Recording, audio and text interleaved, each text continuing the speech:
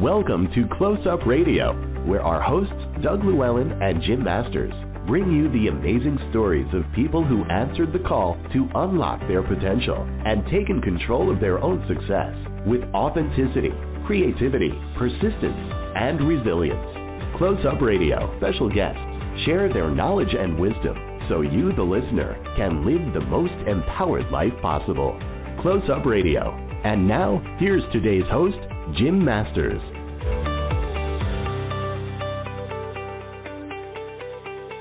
Thanks so much for joining us, everybody. We're live worldwide on the award-winning Close Up Radio. A pleasure to have you with us today, and we thank you for making us a part of your day as always. Wonderful day of terrific conversations with amazing people who are doing great things to make our world a better place. Somebody that's doing that all the time is educational leadership coach Jordan Tinney. Jordan serves as superintendent and CEO of the Surrey School District in Canada. That's in Surrey, of course, British Columbia, Canada, where he is responsible for overseeing the education of more than 75,000 students, as well as the district's 12,000 employees. He says in his role, you know, you're only as good as the people around you. So he spends a lot of time developing the people he supports and who support him on a daily basis, which is very important. What he wanted to do was develop a coaching organization dedicated to building the capacity of everyone that is around. And that's so important, too. Today, in addition to his role as superintendent, he's an educational leadership coach who supports individuals in private industry and also supporting people at the district level in senior leadership, as well as teachers, principals, educational nonprofits. At the end of the day, he says he's a teacher, too. He says he may have different positions, but it's the same daily struggles and challenges as everybody else. He believes the more that he can be an effective coach, the better his interactions in the workplace and the more he can help those around him. He tries to treat as many conversations as he can like a coaching conversation. According to Jordan, it's not so much about the work as it is about the relationships surrounding the work. He says that in an education, you have to love kids and community, and you have to love learning. We need to really return to that learning agenda. If we live in the world where learning is always a good thing, every day becomes fulfilling. It's my pleasure to welcome Jordan to our show to talk about all of this and so much more. Jordan, thank you very much for joining us here on Close Up Radio today. It's a pleasure to have you with us. Well, thank you very much for the invitation. I'm very happy to be here. You're very, very welcome. You know, I'd love to learn a little bit about your own life's journey and inspirations, too. What pointed you in the direction early on, Jordan, in this desire to become the ambition to be a superintendent?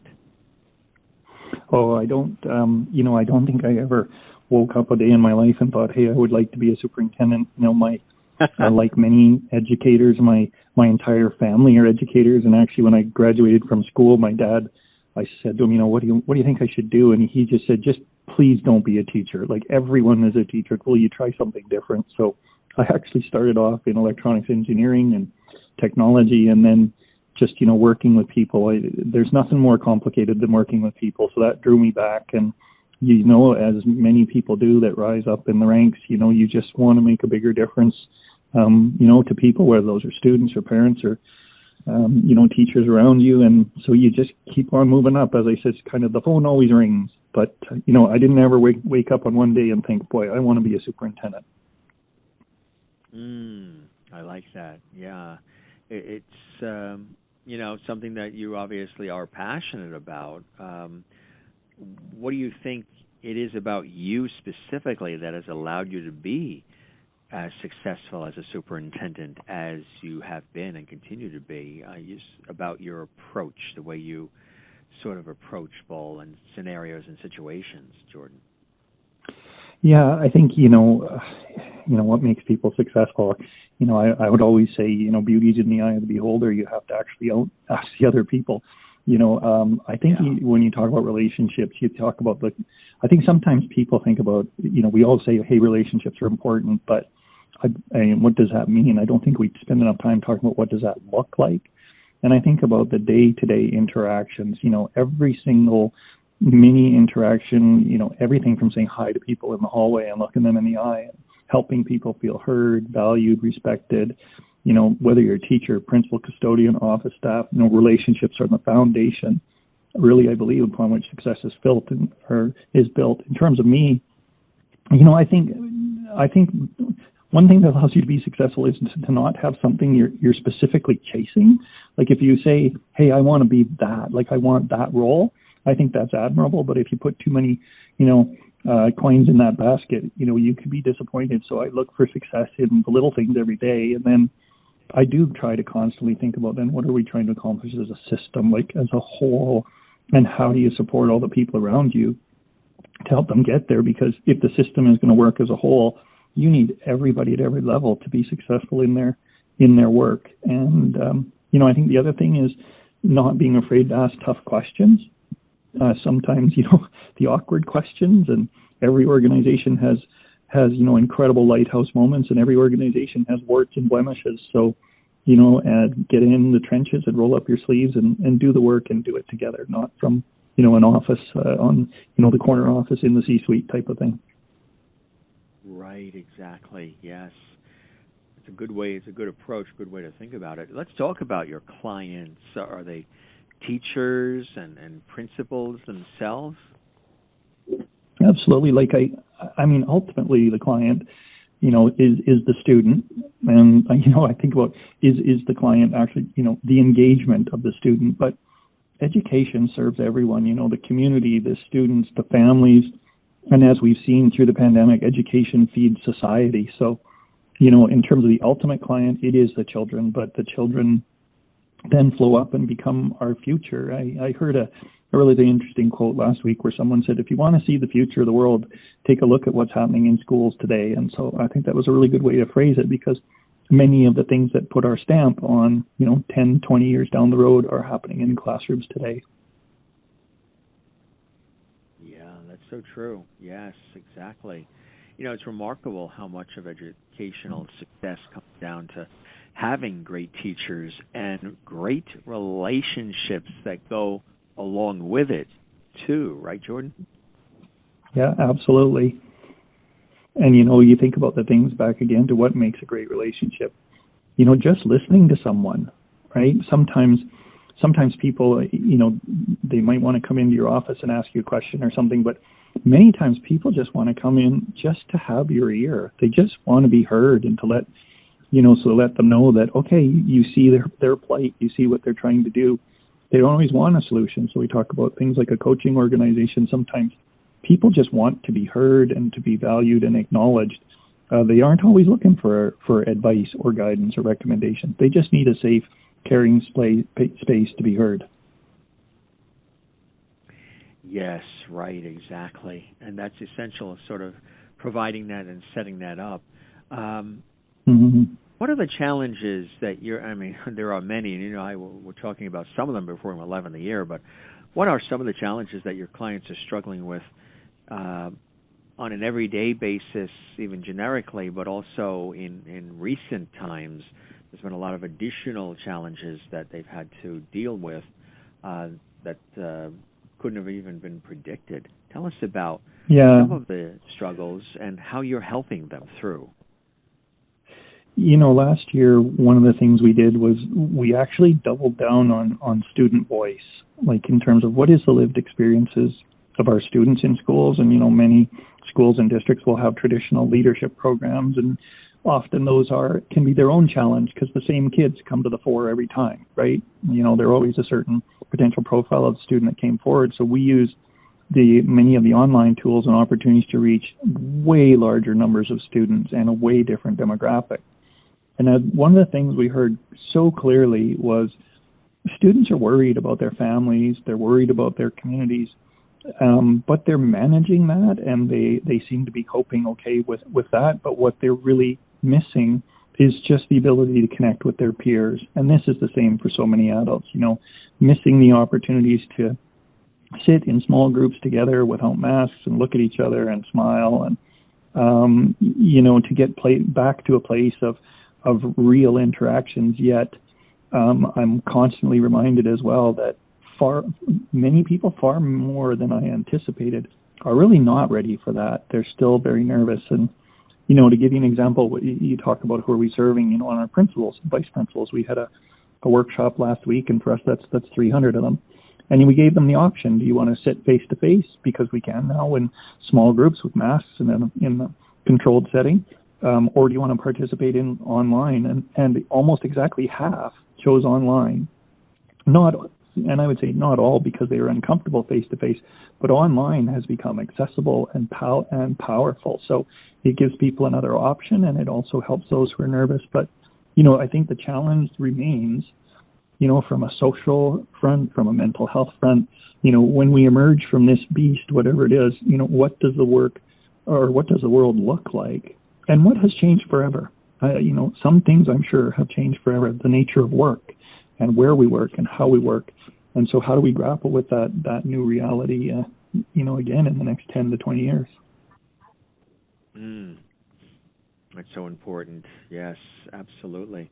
Looking and planning ahead is a part of all of this as well. You have to start, of course, part of this with COVID being that elephant in the room. And it's been a challenge for many in all different industries and all aspects of life, but especially in education.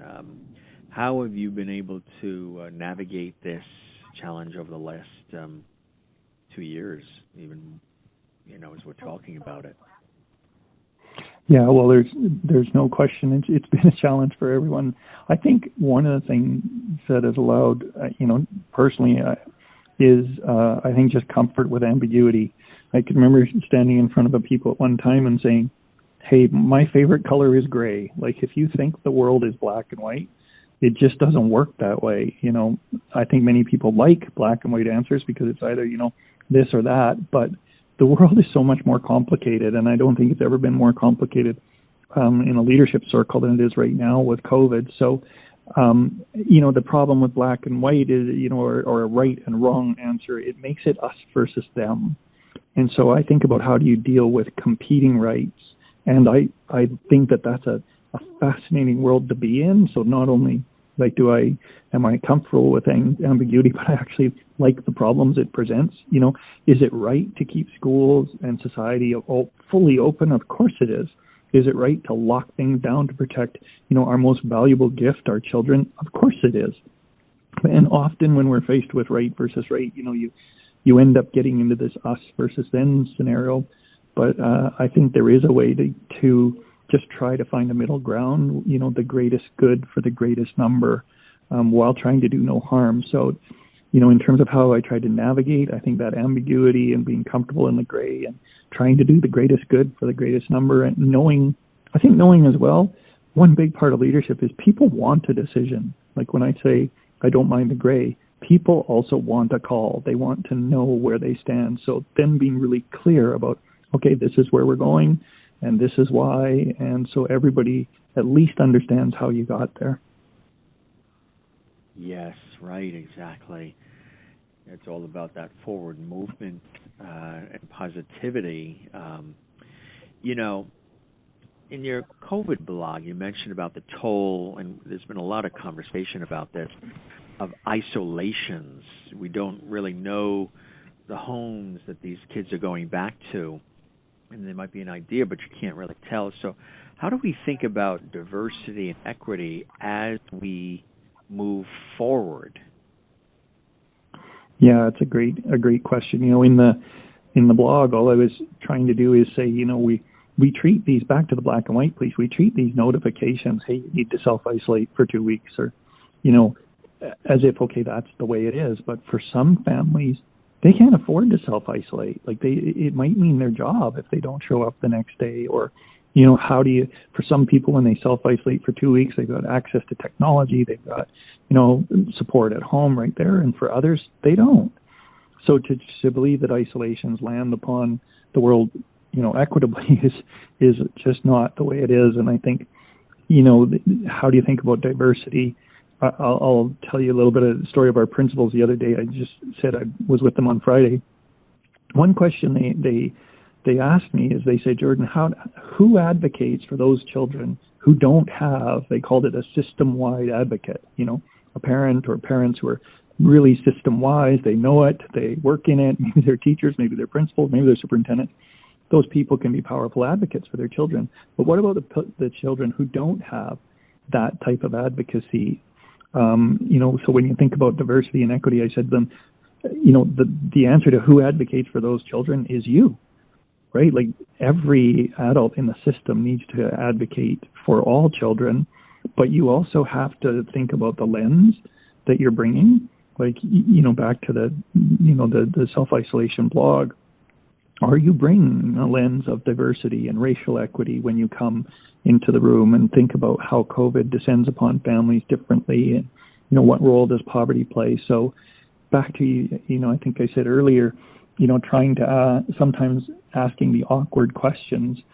I think if you're going to get into the diversity, equity, racial equity lens, you have to be able to look at your own privilege, your own bias, and I wrote about this recently in terms of recognizing the huge amount of work that there is to be done, but it really starts with a mindset that you're open to peeling back the curtain and starting to see what's truly beyond in terms of how the system sets itself up in many ways to discriminate. Yes, right. And that's something that definitely continually needs attention and work. What is your perspective on how teachers and principals navigate communication with parents? Yeah, and sort of earlier when I was talking about, some people I think talk about they view communications as a big thing, right? Like newsletters and blogs and things like that, like big statements or stances, and those are all important. But, my perspective for teachers and principals, it is one interaction at a time, every single interaction, even every gesture, right? Just being visible out in the, on the playground, having a smile, again, looking at people in the eye.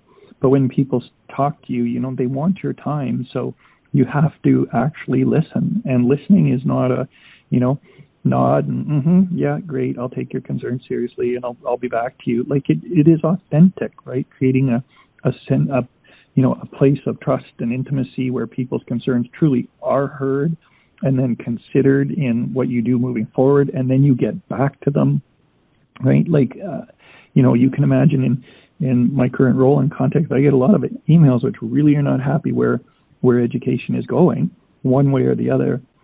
And, I got an email back the other day from a person who they apologized to just say, I didn't realize how the system worked a while ago and I really gave you a bad time. And they had a question for me and I answered it, and they left the note. They said, I'm in tears with your answer because now at least I've got clarity. So, I don't share that as a, hey, look at me example, but I'm saying it's just every little episodic communication, and the fact that, when the person was giving you a bad time before, that you didn't rail on them or you didn't shut them down or close them out. You listen to people's views, that they're just telling you their values and beliefs, and somehow you have to find a way to work through that so that you can sustain the relationship. So for principals, teachers, one interaction at a time, actually listening and show people that they're truly heard. Yes, that's really important. Yes. Empathy is important in all of this as well.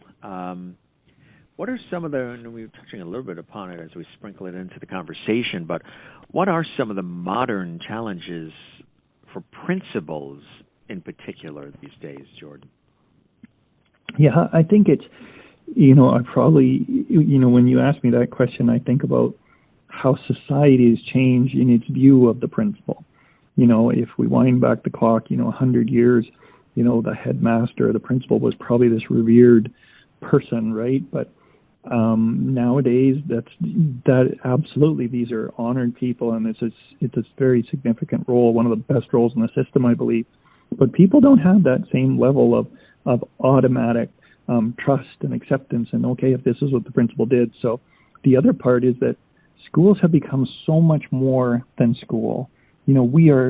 When I think about the challenges facing principals, their schools are daycares, places of early learning, they're counseling centers, they're social welfare hubs. We serve hundreds of thousands of meals to children. We give them clothes. And schools, like, they aren't just reading, writing, and arithmetic, right? They're the heart of the classroom or the heart of the community. And when you think about that, then, you know, I view the classroom as the heartbeat, the pulse. So for principals who may have come into this role, coming out as a teacher, and you know, you were able to work with groups of teachers and you're demonstrating significant educational leadership, then when you get into the role of principal, sometimes the management of their day-to-day tasks and interactions and relationships and external compliance forces, it's an enormous task, and sometimes they feel like, well, now I'm just a manager, right? This isn't what I signed up for. And so part of what we talk about is, you know, it how you manage all of those things, then that's your leadership in action. And leadership is about influence. And the influence doesn't begin with authority like it might have done 100 years ago, but it begins with a relationship. So I think those modern challenges for principals is, you know, how do you get to the educational leadership portfolio? How do you manage what are now really social and emotional hubs for the community, centers where people come for care and counseling, and how do you do that and hold your head high and put a smile on your face every day, because a lot is being asked of them, that's for sure. And for vice principals, I know the question that you asked is about principals, but for vice principals, many of those people carry a significant teaching load as well. So they might only be 0.2 vice principal, and then, I've got to go teach my grade 4s. So there's no question it's a very challenging task, and yet these people, you know, they do remarkable work every day. They really do. Yeah, absolutely. And every day is a new challenge and a new way of, you know, going about things, which is incredible. Who is someone that stands out to you, Jordan, either a teacher or maybe a principal that you've worked with? Maybe you can share a little bit as far as what their story was and how you were able to help them. Our audience loves to hear case studies and relatable examples. Yeah, and there are so many. I'm in this, and so there are just so many to grapple on. But I'm in this meeting the other day, and there's kind of 300 people, or you know, again, 100 in the room, 150 in the room, 150 online. And in the back of the room, there's this gentleman, and you know, he's sitting alone at the table, and I didn't recognize him. But remember, while our schools have been fully operational for, you know, kids have been in schools all the way along here, with the exception of the spring of March of 2020. I haven't seen these people, so I'm like, who's that? So I went over and sat with him, and he introduced himself to me, and he's just been appointed an acting principal. And then he shared with me that he'd only been appointed an acting vice principal 3 weeks ago. So, you know, stuff happens, and gee, you know, there was an illness in the school, and the vice principal's gone, the vice principal has moved, so he steps up, and then the principal gets ill. Now he's acting principal. So here's an individual, and he stood out for me because I think for many in the system right now, they haven't had a ton of experience in the role of administration, and a lot is being asked of them. So in this case, 3 weeks ago, this person was a teacher, and now they're an acting principal in the middle of a pandemic. And so this, I go back to, you know, we talk a lot about, you know, just commenting on the challenges for principals in particular, and all it has been asked in schools. And many times in my career, I've met principals who are just overwhelmed, and I remind them, like, you don't need to do it all. Like, you know, pick your spot, choose a focus. When, you know, if you really want to focus on the learning agenda and do it in a way that feeds your soul, you don't need to do it that, you know, in these 8 grades, we're going to improve the literacy of these children by 4% within the next 6 months. No, like, choose a spot, do it well. And I think that message for this person, when, you know, was tremendously relieving, because he didn't feel like, oh my gosh, I've got to accomplish all this now by, you know, within the next month, when I really haven't had a lot of time. And so the ability to say, this isn't about compliance. This is about being able to do a few things well and to keep your relationships intact and move the school forward. You know, for him, that was a really empowering message and story. And I also think about one other person that stands out for me right now is a colleague, you know, who had to leave the profession for a while. And we've stayed in touch and keep them abreast of what's going on so that they can fold back in, seamlessly and still feel that they're part of the organization. So, there are so many stories over the years, but those are two that just, come to mind at the forefront. And, to teachers in the classroom, they'll be able to look back and families reach out later. Students will contact them and say, do you know what difference you made in my life? And it's such a great feeling to get that. But we are able to, when you're in this level of role and as principals, and we're able to impact so many people, and there are so many great stories where it's lovely to hear that your support mattered really at that time. It really, really is. Obviously part of the theme of this is that the future is uncertain, but what are some of the things that you see on the horizon through your work and your expertise that you're looking forward to? Yeah, the future is sure uncertain, and I think I said earlier, I like to step back and think of the bigger picture. So if we were to wind the clock back, 100 years, in 1921, so we just emerged from World War, right? We're 8 years from a global recession, collapse the economy, and then 10 years after that, we'll go into another world war. Oh, and then there's that Spanish flu thing, and so I think complexity has always been here. I think it feels a little different now. Things like the climate crisis, the crisis, I would say the crisis we're seeing in democracy and this black and white, us versus them piece, and the lack of trust in systems.